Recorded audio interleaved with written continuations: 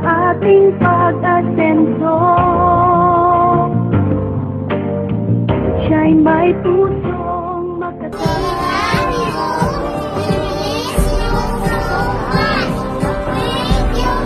kahit kailan niya ay serbisyo sa bayan. Di mo pansin, di mo daman, di may buhay bahagi ang aking naman. Tuloy-tuloy ang pagmamalasakit.